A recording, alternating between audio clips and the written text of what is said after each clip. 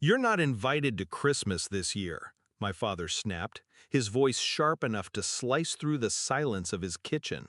"Fine," I replied, calm, steady.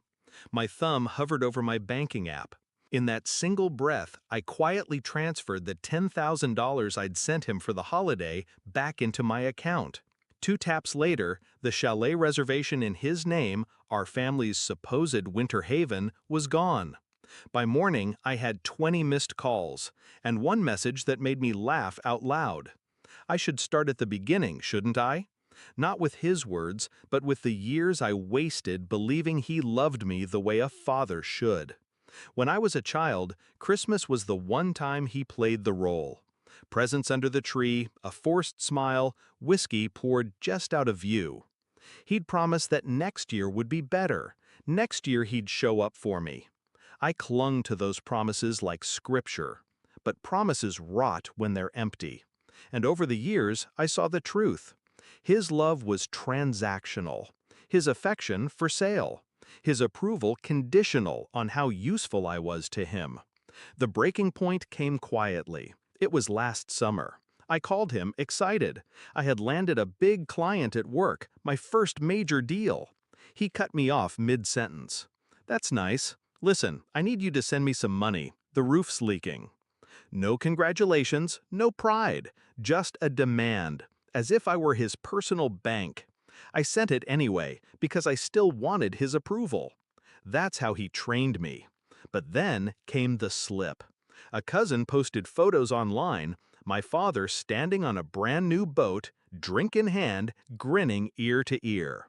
The caption? "Dad's early retirement toy." The roof was fine. It was me who was the fool. That was when my mindset shifted. I stopped seeing him as my father. I started seeing him as a liability, a manipulator, a man who thrived on power over me. And power, I realized, could be taken back. So I waited, patiently.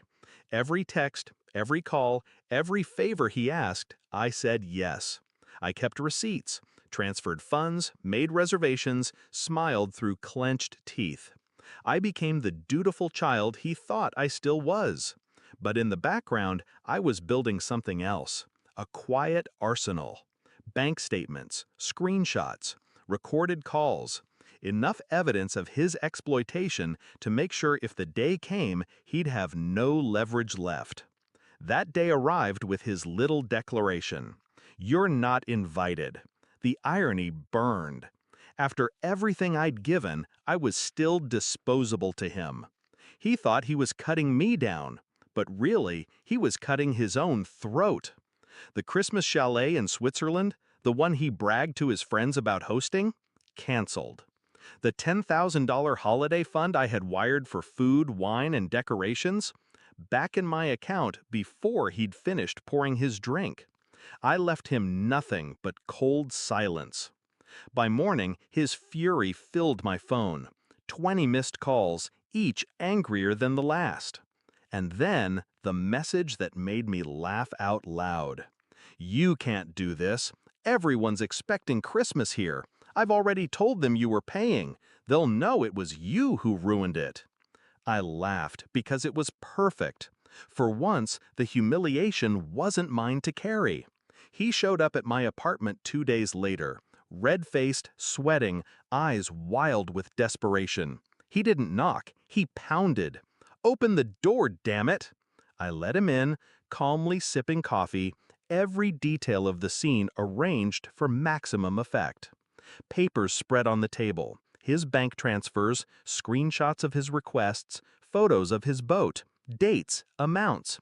His entire con laid out like evidence before a judge. He froze when he saw it. His eyes darted from paper to paper, panic unraveling his bravado. "What the hell is this?" he demanded, voice cracking. "This," I said, sliding one page closer to him, "is the history of you using me. Every lie, every theft, every manipulation. I kept it all." His mouth opened, but no sound came out.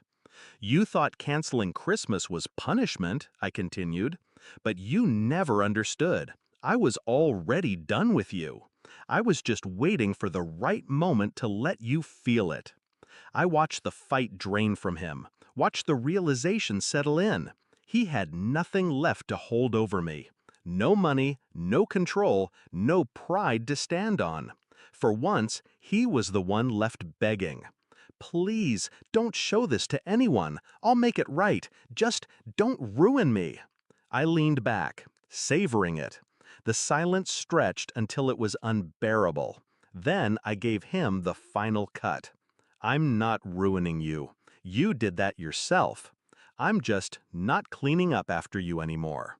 He left that day smaller, deflated, a man stripped of his illusion of power. And I, for the first time, felt light.